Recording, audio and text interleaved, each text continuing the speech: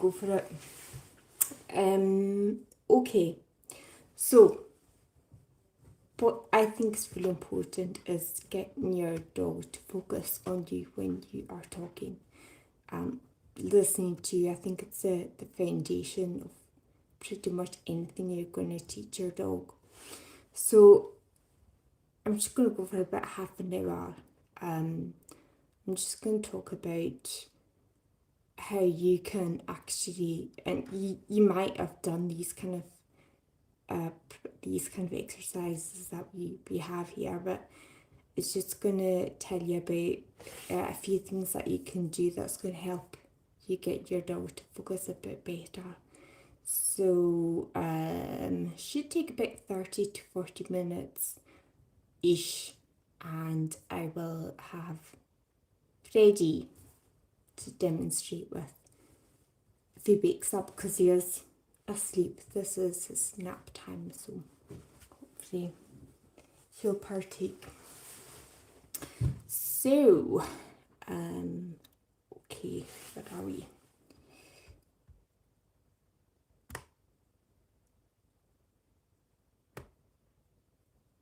Yeah. So, yeah, I know pretty much everybody that's here. For anyone who's interested in dogs that's on this live, I work with dogs, I board dogs, and I train dogs, and I use just like kind and calm methods with them, more kind of like positive, I guess you could say. I definitely wouldn't use stuff like choke chains or e-collars or anything like that, and I wouldn't support them. I wouldn't, like, if anyone comes to me with their dog using that kind of thing, I wouldn't partake. So basically I just started learning about dog training about 15 years ago. We got our first border collie, V-home border collie, and ever since then I've just got V-homer after V-homer. We have got, me and my husband have got V-homer after V-homer. With issues, a lot of them with issues. So what I found is there's a few things that's going to help you, like with your dog, that's going to make it easier to train. Basically what I would do is I would focus on the reason behind what it's doing. So it's not just my dog pulls on the lead. It's like I'd be thinking about, well, why is it pulling on the lead? Is it frustrated? Is it, what is the reason behind it, and how, it sounds quite woo-woo, but how's the dog feeling? And it's not to be like woo-woo at all. It's just because if you know why the dog is doing what it's doing, you can actually do something about it that will probably stop the behaviour. So I think it's really useful. A lot of training you can just kind of go into, and it's kind of like putting a bit of a band-aid on things, on issues. If you sort one problem out with giving a dog a new habit, that's great for that particular behaviour. But what tends to happen is a behaviour is caused by it being frustrated in some way. So if you fix one behaviour without going to the root cause, what tends to happen is another behaviour will come up. So it's like whack-a-mole kind of thing. So you might sort out your dog's lead pulling with new habits, or by putting a tool on it or something, but then something else might pop up. It might pop up with some other kind of issue. So basically that's why I kind of go with this method. I've tried all different types of training methods, and I think that positive training methods work the best, and ethically it's better with me. So yeah, focus is, I think it is the foundation of pretty much everything, because if you think, like, if you've got a dog that is kicking off at something, it's reacting at something, it's kind of looking around at different things in the environment, looking at what's happening, what's going to come around the corner, whereas it should be focusing on you and listening to you. In that moment, it's not listening to you. So that's why I think this is really, really valuable, because a lot of people tend to have a reactivity problem. So if you can get your dog to listen properly to you and focus on you, it's not going to be focusing on what's going on around it. It's going to be focusing on you.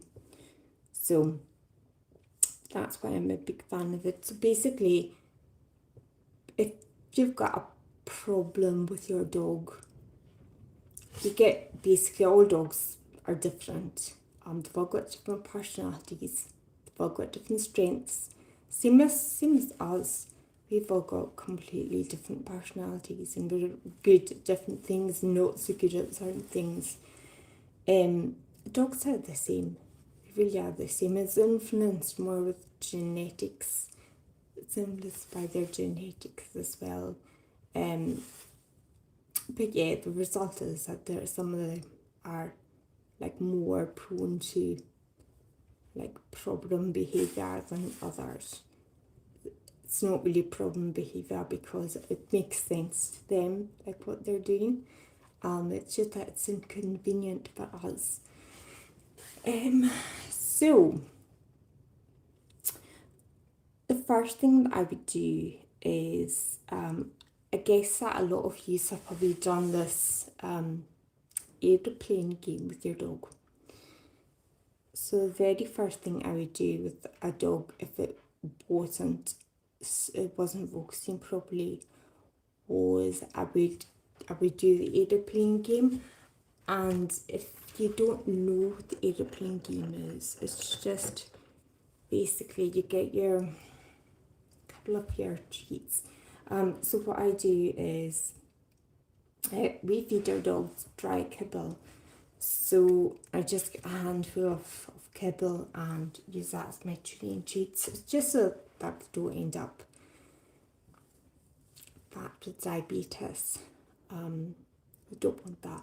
So I've got a couple of bits of kibble. My dogs are really food motivated. If you find your dog's not food motivated, that can be changed.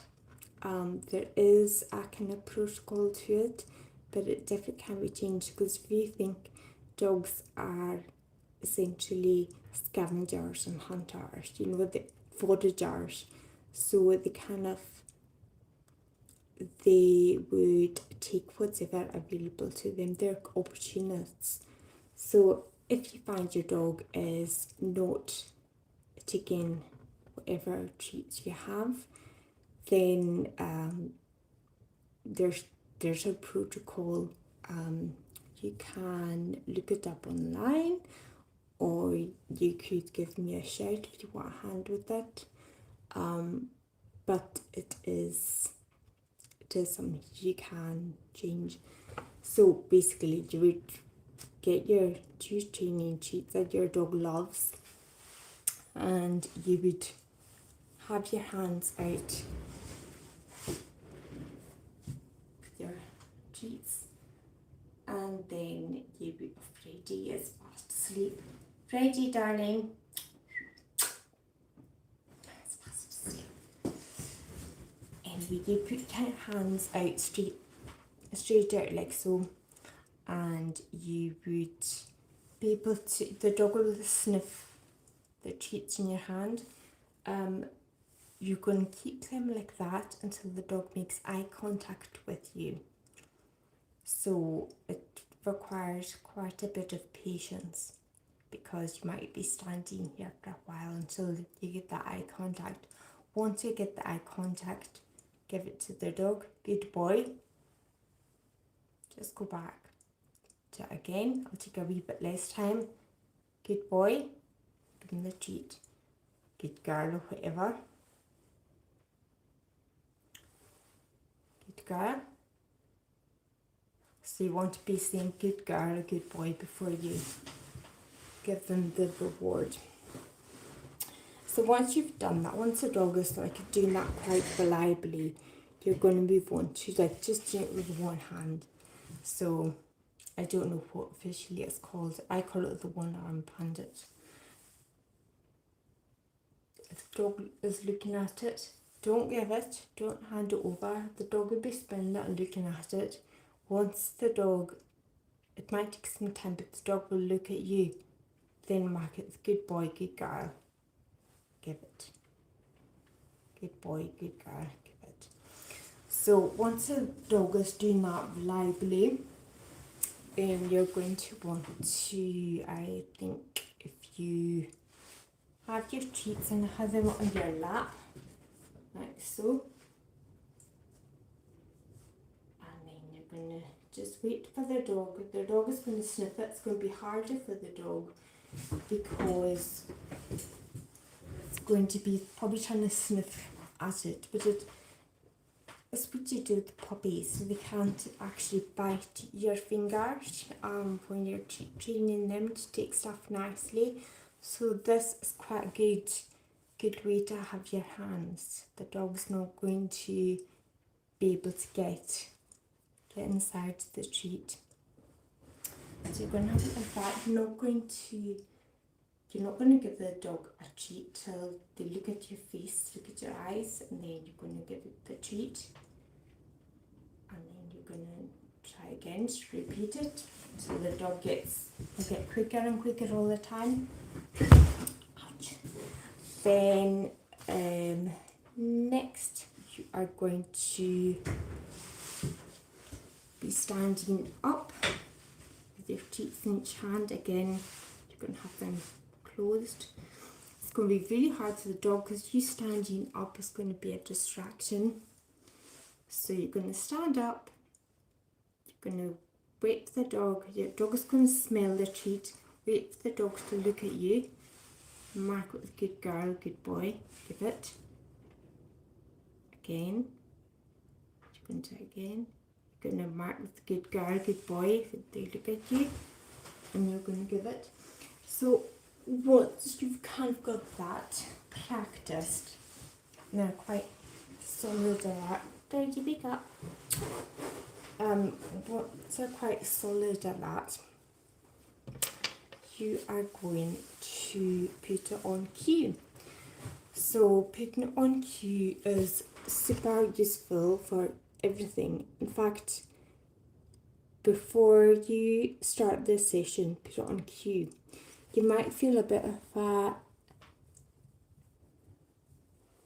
watch my language now, you might have to put it on, you might feel a wee bit of a clown.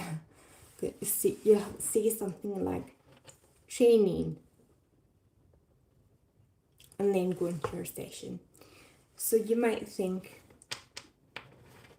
the dog is paying no attention. Why am I saying training before I get started, before I start the session? But it's, believe me, it's going in, so the dog is taking it in. It's if you think about all the kind of unplanned things that the dog has started to take as a cue, say like you putting on your jacket and the dog gets excited thinking that it's going to go out for a walk, that's a cue. You putting on your jacket or you picking up your car keys, they might get excited to that, thinking they're going to go out for a wee spin in the car. So they are always listening to things, they are always taking it in. So you're just going to make it to your advantage, and you're going to start everything with training, and then you're going to do it. It just means that it's more predictable for the dogs, and dogs seem to thrive on predictability. So it's quite a good thing to do. So anyway, once the dog is reliably looking at you, you're marking it with good boy, good girl, giving it the treat from the different steps that we talked about there, from aeroplane to one arm bandit, to hands on your lap, to hands by your side. You're going to then move on to doing it. Okay, for example, if you had your hands on your lap, like so, you're going to start saying, look at me. And then, good boy, good girl. Okay, so you're putting it on cue. So you're saying, whatever you're doing, you're going to end up with your hands like this, basically. So you're going to say, look at me. Dog is going to look at you. You're going to mark it with good boy, good girl. Give it a treat. So once it's kind of lively doing that, then the next step would be that you start making it more difficult for the dog. I think a lot of people say, my dog can sit, my dog can lie down, my dog can roll over, they can only do it in the kitchen. So that's the kind of mistake. It's not a kind of firm, it's not a well established training, it's not a kind of firm behaviour. What you need to do when you've got this practice of focus is you've got to go and incrementally take in more and more difficult places and getting the dog to do it. So you're going to be starting off in your kitchen with nobody else in. Then once your dog is reliable, doing the focus steps, you're going to move to next stage. So maybe you might have your housemate walking around, or your kids walking around, or your hubby, or your wife, or whatever. It's just making it a wee bit harder for the dogs. It's making sure they've got a wee bit of distraction, like you're proving their behaviour. Then when they're able to do that, you're going to move it out onto the drive, and you're going to do it there. So you're going to do the same exercise on the drive. It's going to be more distracting. There's going to be cars passing by, more noises, more smells. So basically you're proofing it for those kind of things. So don't move on to next stage until you've got this really, really solid, okay, each stage that you're going through. And it's going to take a wee bit of time, because I like to put a time scale on it. Dogs can take say like 4 to 8 weeks to embed a new habit. So, and that's like kind of in the best circumstances. So if you've got a dog that's really kind of open to learning, and you've not got issues and challenges, so it is going to take some time. So once you've got it really pretty solid in your drive, you're going to start taking it out on the road, on your walks, on the move. So this is the part that's missing for an awful lot of people. So you've got a solid, focused, cued commands by this point on your drive. You're then going to go onto a quiet walk, chilled out walk, and every couple of minutes no, maybe every 5 minutes, say. You're gonna practice this in the first instance. You're going to practice the dog's going to be walking along. You're going to call it back, and you're going to look at me. Dog's going to look at you. You're going to mark with good boy, good girl. You're going to give it a treat. So you're going to try get that really quite solid on your quiet walks, and then the real test is going to come when you start introducing distractions onto that walk. So it could be like a walk where there's other people walking by. If your dog is really taking off, just have a bit of distance.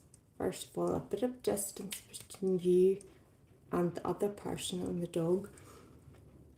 If needs be, you sit away, just watch them, sit at a distance, and then you're going to get your dog, you're going to get your cue of look at me, and then you are going to mark with good girl, good boy, and then reward.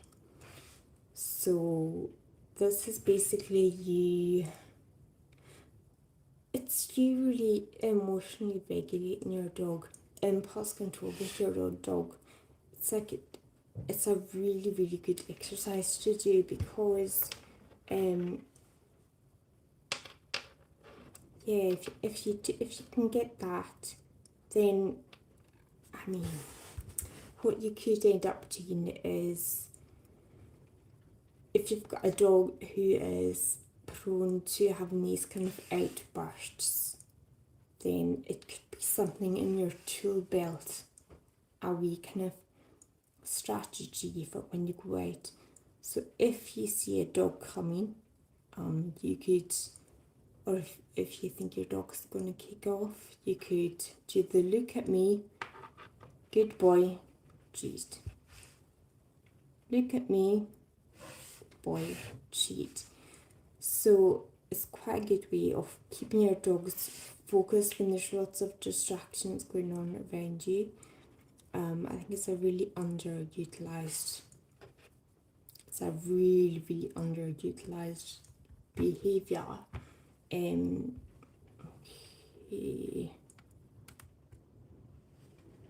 So, are any of yous doing focus stuff right now? Are you doing focus training? Because I know an awful lot of people do it, but they kind of leave it at the stage of a really basic either playing game in the kitchen, and they don't expand on it. They could. It's the perfect tool for. It's a perfect activity that you can expand. You can really make it useful. It's not just a parlor trick game.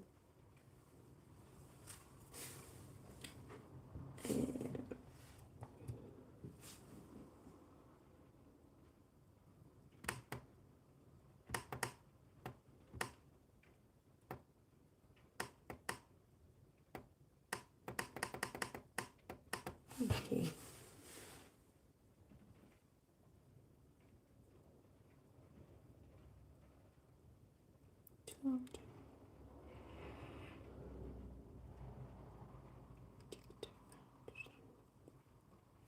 All dogs are different. Some are gonna need verbal commands. Some are gonna need like signs with your hand.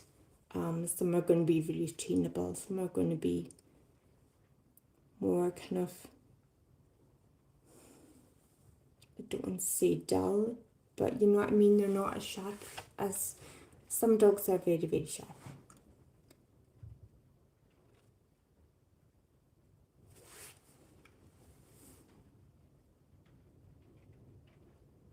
Yeah, start learning a bit because it's essential.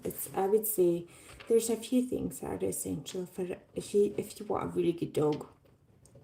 There's a few things that are essential. I would say giving it genetically stimulating activity. So a really fulfilling walk with lots of sniffing, some genetic appropriate games and training. That's really important. And also like playing where you're kind of involved in the playing and you're actually doing a bit of impulse control. So a really good one is like flirt pole, using flirt pole.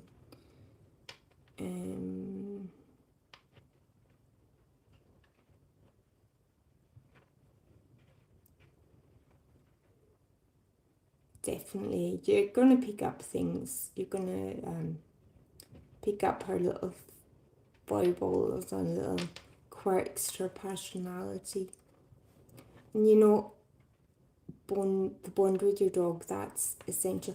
That's why like a lot of people that do positive dog training, they gravitate towards like they always put the bond with the dog as the main thing, as the kind of the keystone.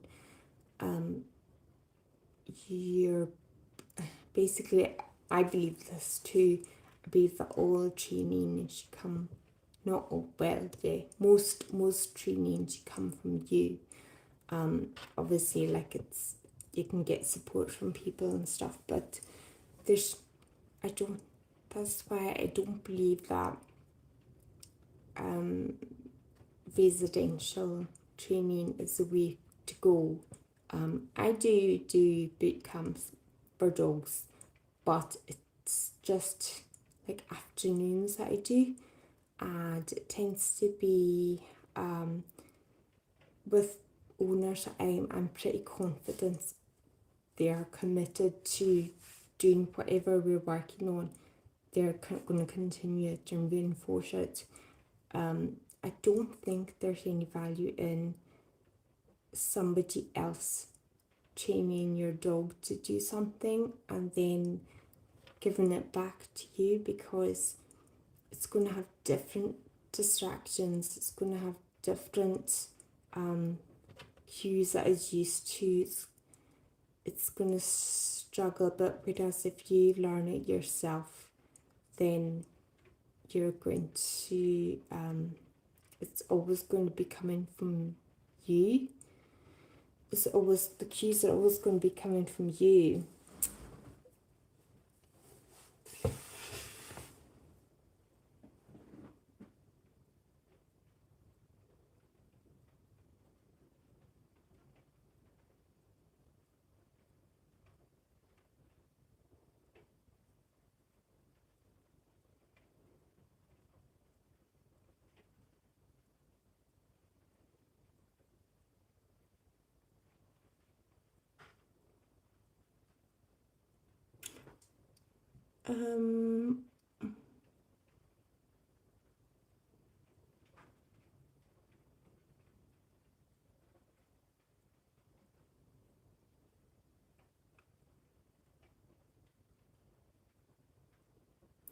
Yeah, the thing with the tugging off, it's great. I absolutely love the tugging off, but for a sight hound, I think that, I mean, they are bred to kind of go after wee furries, so I think the flirt pole will work really well for you.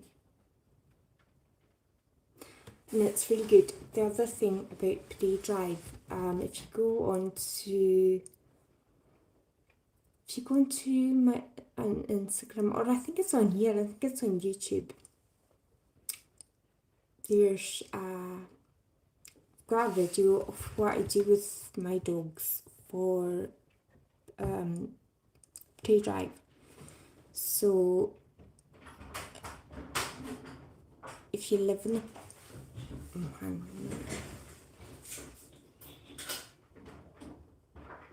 I want to me. No. If you live in the country, you've got lots of things like geese and sheep and deer and stuff around, which we are, then it's really, really, really crucial to get your, again, you could use your focus command for this, but it's really, really important to get them to stay in a certain stage of the predatory sequence. So there's about, I think it's about 7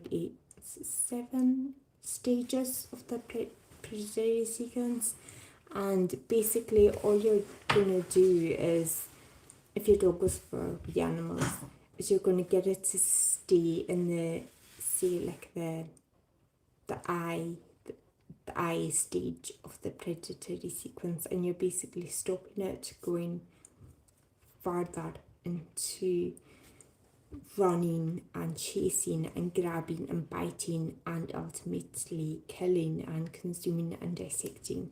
So you can still allow your dog to be fulfilled and scratch its genetic itch and allow it to express its prey drive, but appropriately, by keeping it in the eye stage. It's basically, I think it's like orienting their prey, then they're going to be stalking it, and then they're going to be eyeing it. So yeah, you're just going to keep it in that stage, and then you're going to really heavily reward it for staying in that stage, and then you're going to distract and you're going to carry on and do something different, and that kind of encourages them to stay. So if you have a look on in my videos, there should be it'll be in there. It's just what I do with my dogs. And by the way, my 2 collies that I have were horrendously reactive, and they would go after my horses and try and bite them. So this works. If you do this, it works.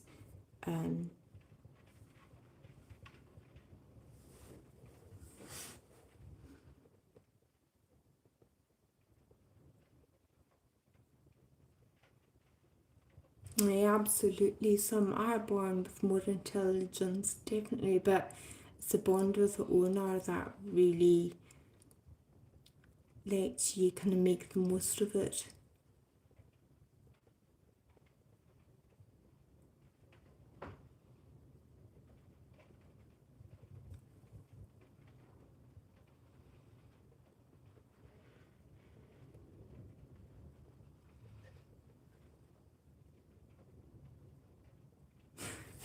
You've reminded me of you're talking about rodents here. Your dog is alerting you to any rodents.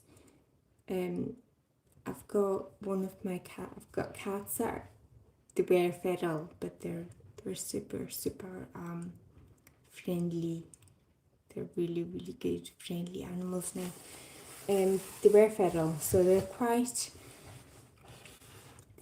fierce. They're quite fierce, and one of my cats always comes home with things like rabbits, rats, all kinds of things like that. Loads of birds, loads of mice, you name it, he comes home with it. And he leaves them as presents outside, little kind of trophies. And when Freddie was growing up, he would find the most disgustingly horrible things outside, like parts of rabbits and rats and stuff like that. And he'd be so proud. He'd have it in his mouth. Like, obviously, he's a lab and it's his genetic is to take stuff back to you. They've got a really soft mouth. So they're so proud when they take it back. It's like, look what I brought you. But yeah, can't make me think of it. It was quite disgusting.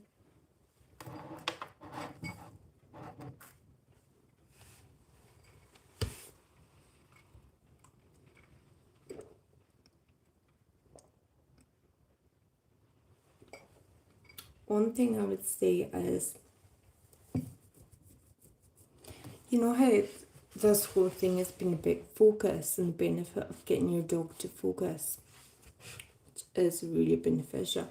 But somebody did say to me that they don't have a problem with getting their dog to focus, but their dog looks at them really, really intently. And actually, it's like almost to a point of irritationally that's not a word. Almost a point of obsession.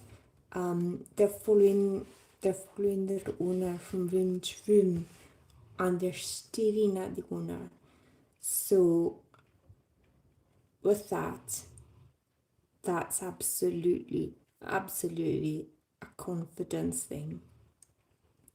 Definitely a confidence thing, because it's like the dog should be able to, the dog should be able to lie in the next room and you're doing whatever and the dog doesn't care. The dog's got confidence to do that. If it is staring, if it is focusing on you too intently and following you around, that is a lack of confidence, which you can improve. It's quite a straightforward thing, but you can improve it. But yeah, just be aware of that. If the dog does focus on you too intently, it's a confidence thing.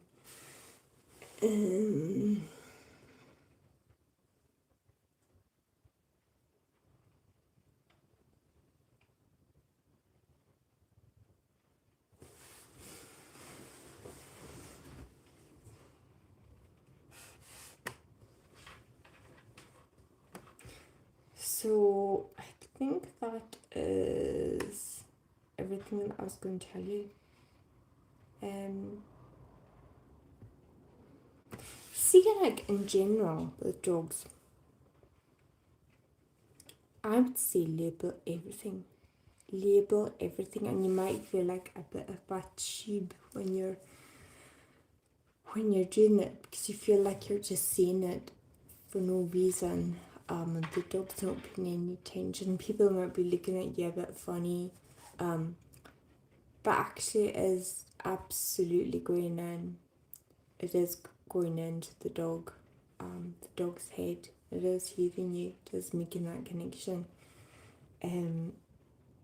So I would say with everything that you're doing, so label it.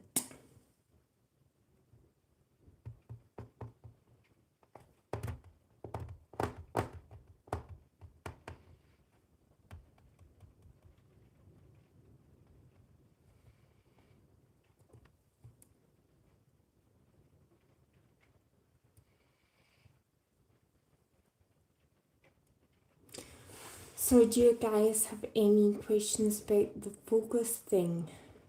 Focus training your dogs, or are you gonna do it? Are you gonna make the commitment to actually do it? Lorraine, I know you are.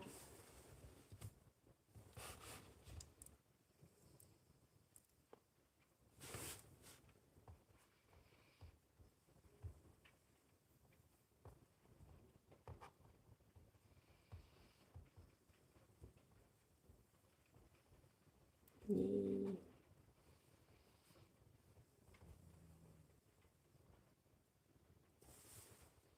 Okay, but that's 40, no, 40 odd, 42 minutes, a wee bit over what I thought.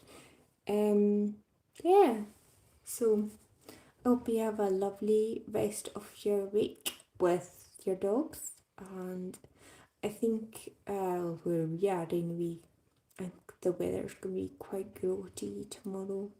Dogs seem to love that though. They seem to love that kind of horrible weather. I've been really busy this week with boot camps. On Monday I had a Daxi, a wee miniature sausage dog, and today I had a Scotty dog, and then tomorrow I've got my own dogs tomorrow, but then Thursday and Friday I've got wee dogs again for boot camp, and yeah, it's a week of reactivity here for us.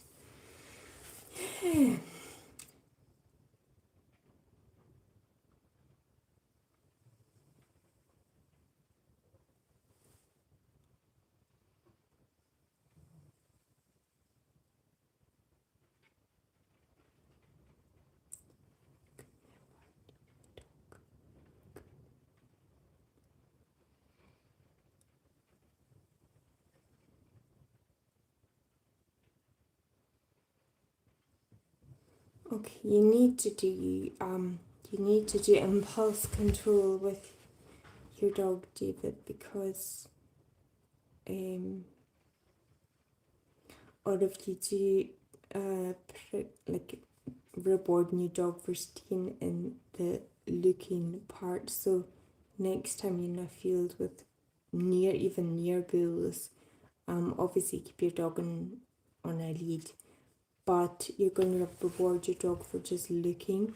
So when it's looking at the bulls, you're going to reward it, say good boy, good girl, whatever, give it a treat, and then you're going to distract and do something different.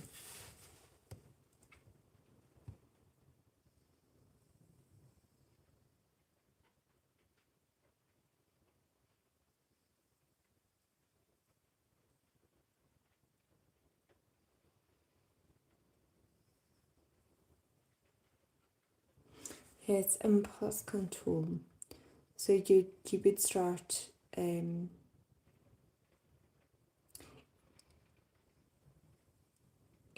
if your dog lunges, then you definitely need to work on the my words. You need to work on your impulse control. Because if she's lunging, she's trying to go into the running stage of the predatory sequence, and you're going to try and keep her in the stage before that, which is the eyeing, the staring. So for that kind of thing, you absolutely need to kind of keep your dog in it's like the middle of the predation sequence, because it is really important that your dog, depending on its breed, that it is getting to release that genetic need.